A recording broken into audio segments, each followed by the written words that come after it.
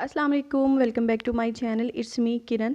आज ज़बरदस्त सी चिकन मलाई सीख कबाब की रेसिपी आप लोगों के लिए लेकर आई हूँ। बहुत ज़बरदस्त, बहुत टेस्टी, बहुत जूसी, सॉफ्ट, बहुत मज़ेदार बनते हैं। चलिए स्टार्ट कर लेते हैं।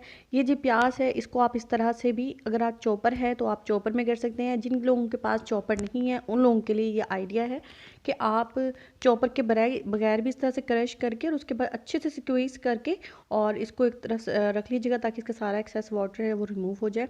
उसके बाद ये देखें, काजू है मेरे पास, सब्ज़ मिर्चें हैं, लहसुन अदरक है और सब्ज़ धनिया है और पुदीना है। ठीक है, इसकी भी थोड़ी थोड़ी मिकदार है सब चीज़ों की, ये देख लें। इसके अलावा मेंशन भी है। इन सबको हम पेस्ट बना लेंगे इन सब का। ये देखें, इस तरह से अलग-अलग करके इसका पेस्ट बना लिया। इसको क्रश कर लिया था मैंने, सब धनिया और जो हमारे पास पुदीना था उसको। आधा किलो मेरे पास ये चिकन का कीमा है, इसको मैंने बहुत अच्छे से चॉपर में चॉप कर लिया था। और अगर किसी के पास और जाली में रख दिया था, इसका एक्सेस वाटर है जो सारा वो रिमूव हो गया है। उसके बाद इसके अंदर ये हम डाल रहे हैं जो मैंने पेस्ट बनाया था धनिया वगैरह का, काजू वगैरह का, वो इसके अंदर अब हम इसके अंदर डाल देंगे। ये ऊपर से इसके अंदर एक तो टेस्ट बहुत अच्छा आता है और उसकी शेप बहुत अच्छी सी ऊपर से निकल के आती है। ये जी स्क्वीज़ की हुई ऑनियन है, ठीक है, इसका पानी अच्छे से रिमूव कर दिया था।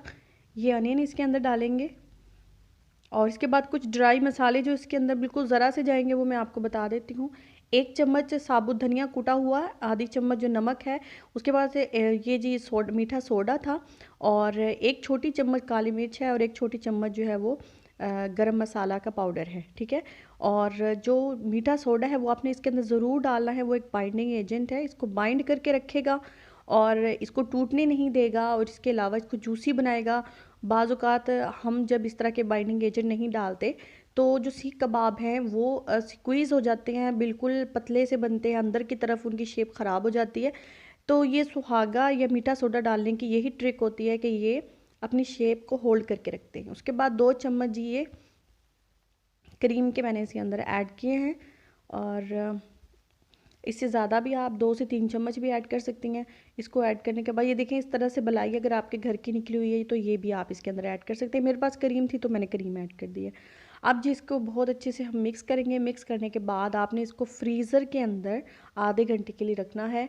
इससे क्या होगा कि ये सारा जो मसाला है ये एक दूसरे के साथ चिपक जाएगा, बहुत अच्छे से ये होल्ड करेगा और अच्छे से सीख कबाब हमारे रेडी होंगे, टूटेंगे नहीं। अगर आप इसको ठंडा नहीं करेंगे तो ये होल्ड नहीं करेंगे। ठीक है, और ये जी इसके अंदर घी जो है वो मैं ऐड कर रही हूँ।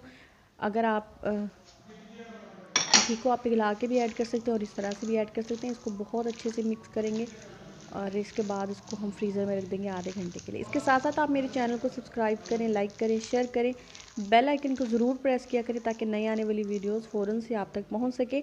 इसको जी आधे घंटे के लिए हम रखेंगे। आधे घंटे के बाद देखें, इस तरह से जो है इसकी शक्ल आ गई है। अब ये जो मैंने स्क्वेयर्स थे लकड़ी के, ये मैंने भिगो के पानी में रखे थे। जब फ्रेशली हम यूज़ करते हैं उनको भिगो के रखना ज़रूरी होता है। उसके बाद हम हैंड्स को जो ग्रीस भी कर सकते हैं, इसके अलावा पानी भी लगा सकते हैं। ठीक है, पानी भी लगाएंगे तब भी बहुत अच्छे से ये हमारे रेडी हो जाएंगे। नहीं तो आप ऑयल के साथ अपने हाथ को ग्रीस करें और इनको शेप दें। अंगूठे के साथ आपने इनको बढ़ाना है और अंगूठे के जो निशान है वो आपने सीख कबाब पे ज़रूर रखने हैं। ये देखिए, फ्राई पैन में भी आप कर सकते हैं और इस तरह से नॉन स्टिक तवा जो है वो भी कर सकते हैं। फ्राई पैन क्या है कि वो पकड़ लेता है, उसमें मैंने एक डाल के देखा था तो वो पकड़ लेता है इनको, इसलिए नॉन स्टिक जो होते हैं वो बेहतरीन ऑप्शन होता है। नॉन स्टिक के अंदर आप बनाएंगे तो ये ज़्यादा अच्छे बनेंगे।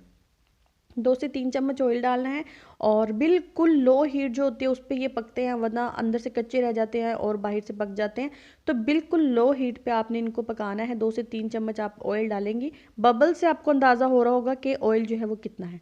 उसके बाद हम 2 से 3 मिनट के बाद इनको टर्न करते जाएंगे और इसी तरह से हमने सारे जो है वो बहुत अच्छे से सेक लेने हैं और बहुत अच्छे से इनके ऊपर मलाई के जो है वो वाइट वाइट बहुत मज़ेदार सी शेप आती है, देखते ही मुंह में पानी आ जाता है। होपफुली आप लोगों को बहुत अच्छा लगेगा। इस रेसिपी को ट्राई करके इसको ज़रूर ट्राई कीजिएगा। ये जो है वो घर में बनाने वाले बहुत आसानी से और बहुत मज़ेदार बनते हैं और प्रेजेंटेबल डिश भी है। अच्छी दुआओं में याद रखिएगा। अल्लाह हाफ़िज़।